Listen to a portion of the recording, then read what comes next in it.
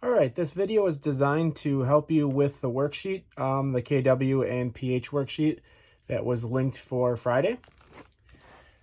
On the very top of that video, there are two equations, and those two equations are kind of like the overarching equations, okay? The first equation on there is the KW equation, where the KW is equal to the hydrogen ion concentration times the hydroxide ion concentration, and those brackets mean concentration.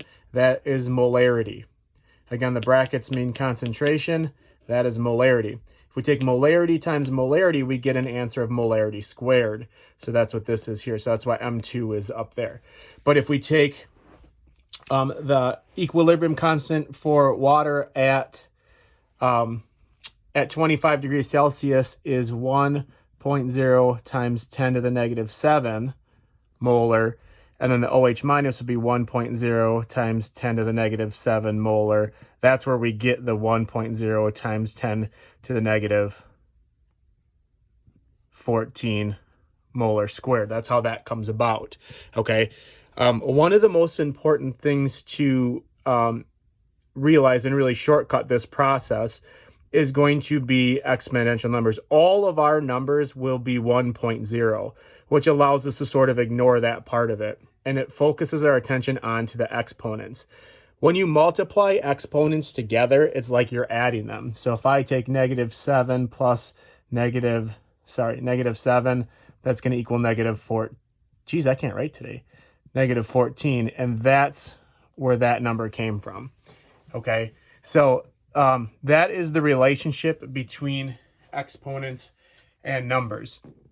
The other equation on the top of that is going to be the pH equation. So pH is equal to the negative log of the H3O plus concentration, which is the same thing as the negative log of the H plus concentration. So these two are really very interchangeable.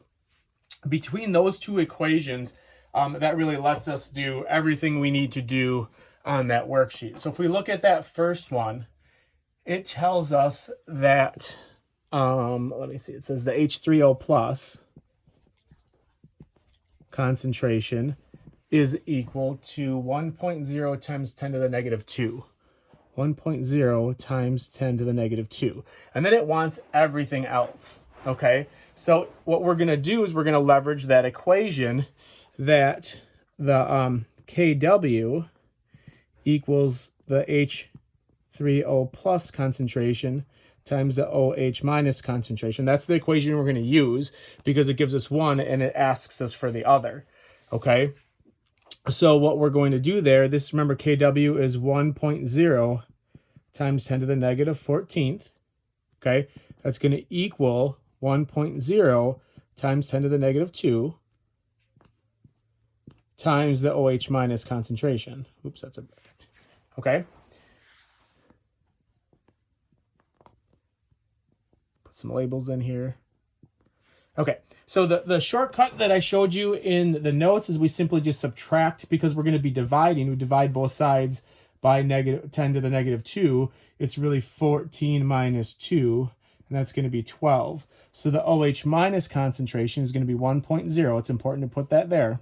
1.0 times 10 to the negative 12, because this here is going to be the negative exponent. And we are always dealing with negative exponents. So again, if this doesn't work for you, you can always get a calculator out and calculate that to get the answer.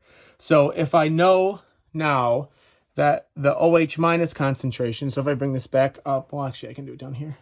The OH minus concentration is equal to 1.0 times 10 to the negative 12th. It told me that the H plus concentration from up here was 1.0 times 10 to the negative 2. We can see that these two numbers together are going to equal 1.0 times 10 to the negative 14th. And that's what we expect, okay? The last, or not the last question, but the second column asks for pH.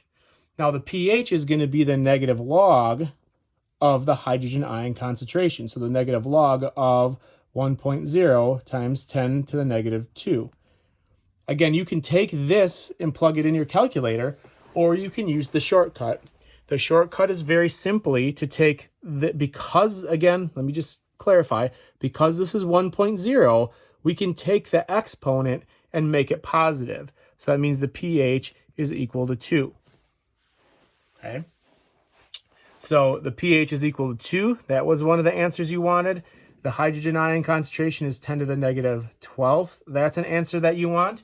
And now we want to know if this is an acid, a base, or is neutral. There's a couple of ways we could do that. We could look at these two down here. We could say, okay, what do I know? Which one is there more of? And again, it's kind of weird, but the smaller the negative exponent, the bigger the number. So there's much more hydrogen here than there is hydronium, which makes this an acid. Or the other way to do it is to look at the pH and say that a pH less than 7 is acidic. Okay, so both of them tell me the same story. So in that example, it would be acidic.